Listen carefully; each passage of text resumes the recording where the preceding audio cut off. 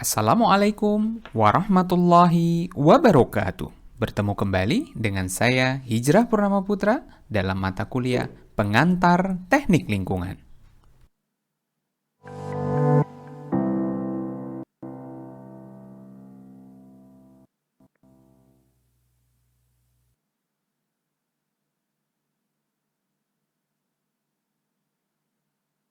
Pada video yang keempat, dalam mata kuliah Pengantar Teknik Lingkungan, Sistem Penyediaan Air Bersih kali ini, kita akan membahas terkait dengan kualitas dan kuantitas air. Pada saat berbicara kualitas, tentunya harus ada parameter yang menjadi acuan, yang tidak hanya dianggap oleh satu kelompok saja, namun harus berlaku secara nasional maupun secara regional. Kualitas dan kuantitas air ini menjadi pedoman dalam banyak hal. Salah satunya adalah perencanaan. Perencanaan bangunan pengolahan air dan perencanaan master plan pengolahan air minum dan air bersih untuk memenuhi kebutuhan masyarakat. Pada saat kita berbicara kualitas air, ada satu istilah, yaitu kelas air. Adalah peringkat kualitas air yang dinilai masih layak untuk dimanfaatkan bagi peruntukan tertentu. Kriteria kelas air ini sering disebut sebagai mutu air. Adalah tolak ukur dari mutu air untuk setiap kelasnya. Kira-kira dalam regulasi yang berlaku terdapat 4 kelas air. Kelas yang pertama yaitu air yang peruntukannya dapat digunakan untuk bahan baku air minum. Dan atau peruntukan lain yang mensyaratkan mutu air yang sama dengan kegunaan tersebut. Selanjutnya ada kelas air yang kedua. Apa itu kelas air yang kedua? Kelas air untuk peruntukannya dapat digunakan untuk sarana prasarana kreasi air, pembudidayaan air, air tawar, air payau, peternakan, air untuk mengairi pertanaman, dan atau peruntukan lain yang mensyaratkan mutu air yang sama dengan kegunaan tersebut.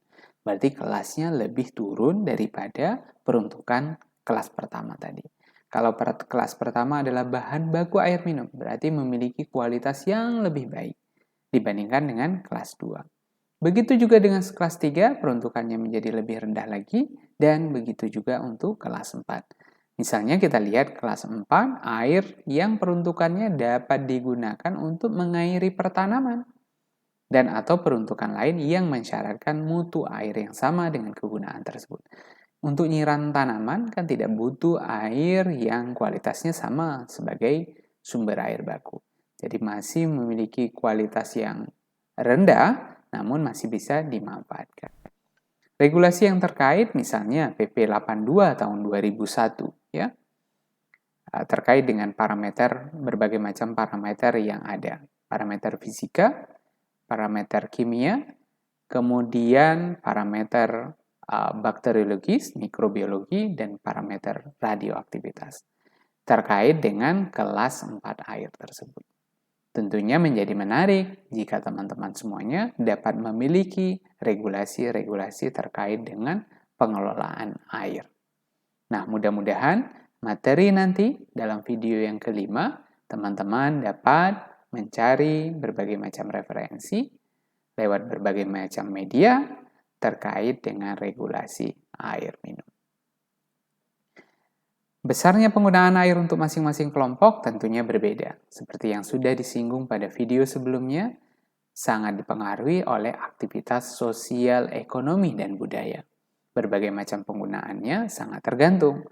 Yang terlihat dalam gambar ini adalah salah satu hasil penelitian.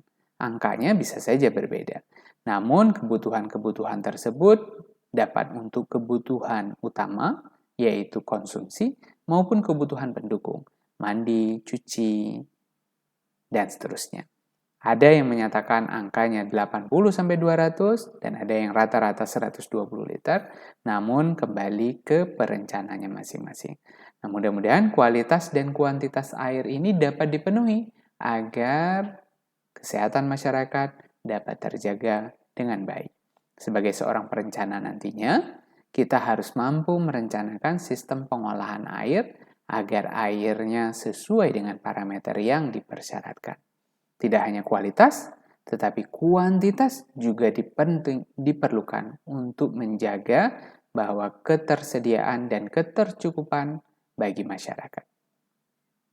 Mudah-mudahan materi video kali ini dapat dipahami dengan baik. Terima kasih. Assalamualaikum warahmatullahi wabarakatuh.